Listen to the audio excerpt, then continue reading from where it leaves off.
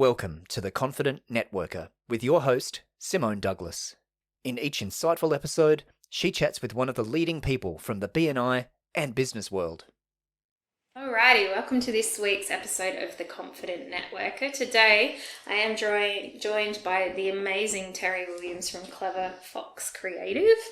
Terri, thanks so much for coming on today. Thanks for having me. Yeah, pleasure. So Terri is a member of BNI A Team. They are one of our mid-morning chapters. They meet at 10 a.m. on a Friday. Terri, tell me a little bit about your business for the listeners' benefit, because they don't know you as well as I do. Yeah, sure thing. So I run a small creative agency called Clever Fox Creative. So we do branding and website design for passionate business folks that really care about what they do. Yeah, awesome. You have a particular niche that you do a lot of work in. Do you want to share a little bit about that as well? Yeah, so we work in a few different industries, but I have a particular passion personally for non-for-profit work and also disability support providers or websites specifically for people with disabilities. So I love being in that space. It's something that I think doesn't get enough attention, and there's a real opportunity to kind of grow that area as well. Absolutely.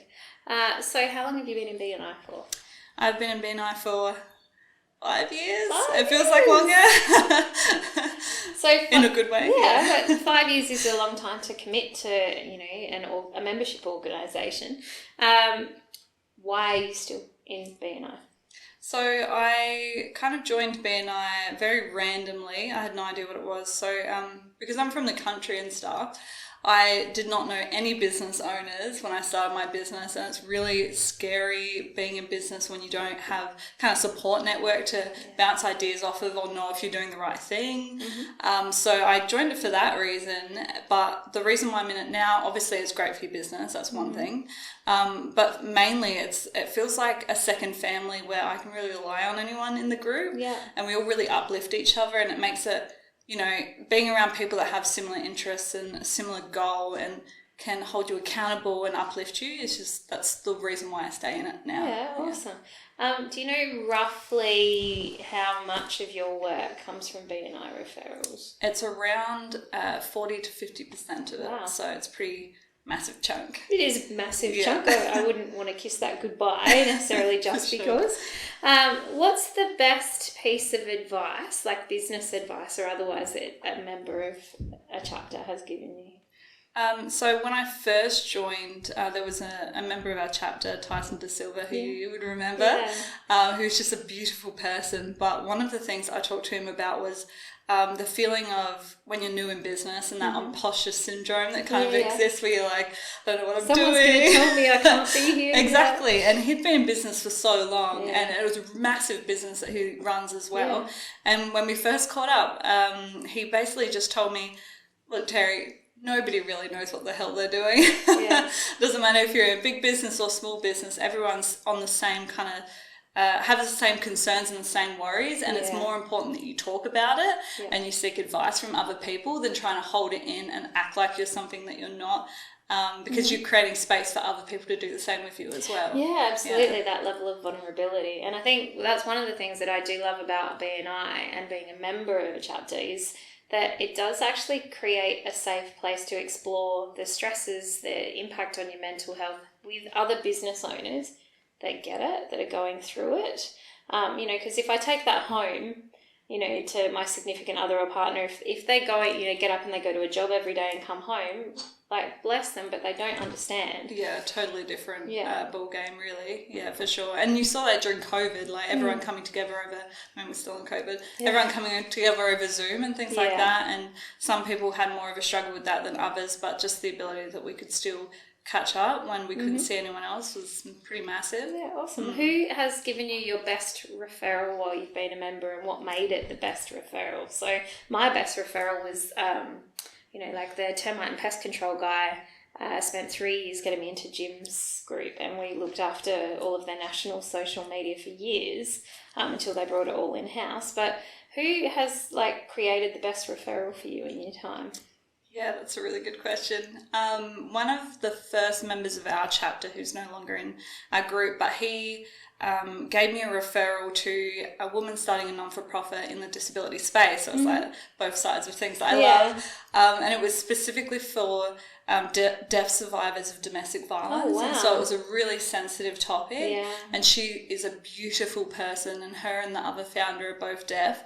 So having that experience and being able to help them create that website, you know, it might not have been the biggest client in the whole world, but the meaning behind it was really important, and makes what you do really worthwhile and really purposeful, I think. Yeah, I think in marketing too, that's like a challenge sometimes, you know, being in that space myself is, you know, we spend a lot of time building things to sell things and do stuff like we do.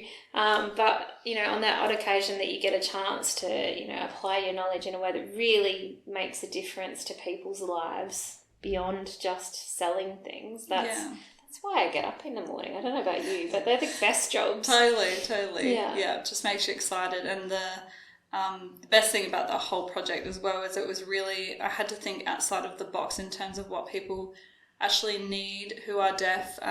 For example, I'd never even really thought about the idea that most hotlines obviously are phone hotlines, and so you know, it's really hard to get help when you're in the deaf community. So just trying to think of different ways of creating that. So like doing, you know, webcam messaging and things like that for people that have English as their first language instead of sign language and stuff like that. So yeah, super cool. So how good is your Auslan skills if you're working in the deaf community? I have to ask because I'm very passionate about it. Okay. I'm up to level 5. I'm about to start level 5 of it. So and I'm actually thinking about going to TAFE now and completing the full thing. That's awesome. Yeah, I'd love to get fluent to the point where I don't have to rely on any interpreters to kind of get by. And yeah, it's harder than it looks. It's to be honest, very hard. You know, my best, you know, because we partner with Deaf Can Do for the pub, you know, like the first thing I said is, you know, teach me how to say that my Auslan's going to be slow. And the best that I've got is, you know, and the other sign that I have down packed is this one. Yeah. So it's like, again. Please repeat. I didn't catch it. So, but yeah, same thing. I would love to actually find the time, carve the time out to become fluent, because there's nothing more amazing than being able to speak to someone in their first language. And Auslan's a language. It's not, you know, a communication tool. It's their language. Yeah, exactly. So. It's a second English language, really. So we should, second Australian language rather. So it's something that we should probably all be learning in school and stuff like that as well, honestly. Absolutely. So in your BNI chapter, what is the thing that excites you the most? What do you love about it the most? It is a hard question. So, like, if you contemplate, you've got your meeting coming up on Friday, and you're going to be back, you know, face to face finally. You know, what are you most excited about for this Friday? I was going to say hugs, but COVID. But no hugs, No hugs.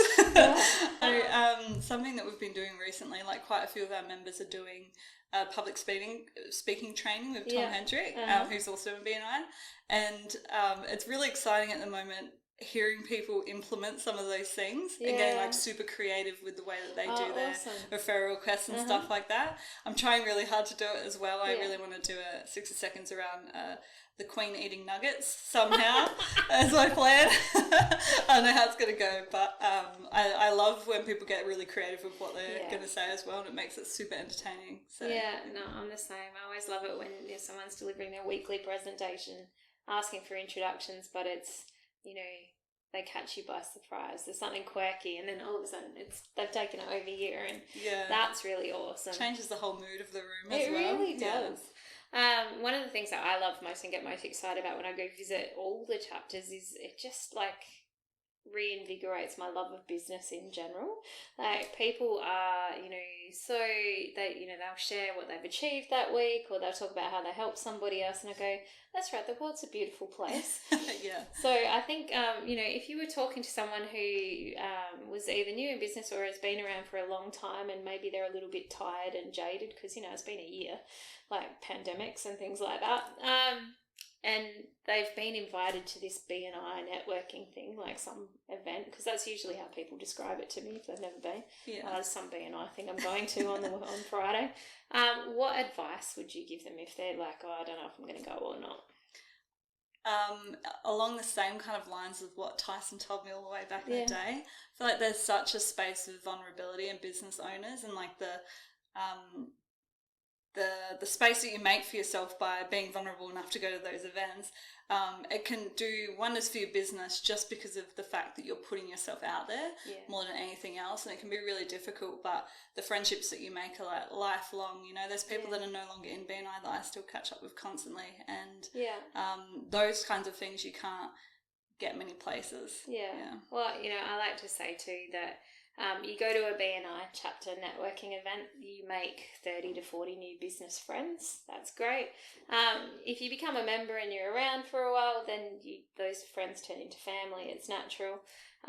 That family will carry you through the rest of your business life. So they'll come and go, you know, but all those BNI alumni, all those people that have been part of that chapter family, they never disappear.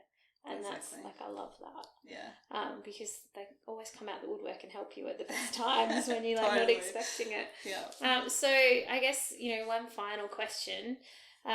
If I was to put you in front of one person who could help you take your business to the next level or help you achieve a business goal or a business dream of yours, so that you could have a cup of coffee with them, who would that be? Who would you want me to, like, put you in front of or connect you to?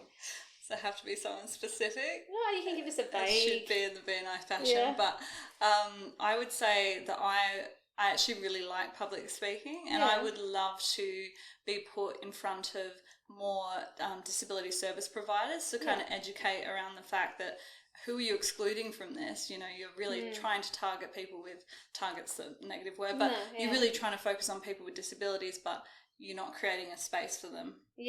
In your website. Absolutely. So I'd love to do more public speaking in that kind of area. I think it would be really, really beneficial, even just for the sake of educating people a little bit more about the things that they're missing out on. So any opportunities like that would be... Okay, so for the listeners out there who are listening to our podcast or watching the video, if you work in that sector, or if you're one of those people that brings lots of people in the sector together, you know, maybe it's a good time to get on the Adelaide North website, find BNI A Team and book in to go and have brunch with Terri and make some new friends, because, you know, that's what business is all about. The more friends we have, the easier life is. Thanks, Terri. Awesome. Thank you. Thank you for listening to The Confident Networker. You can find more episodes and information at bnian.com.au/podcast.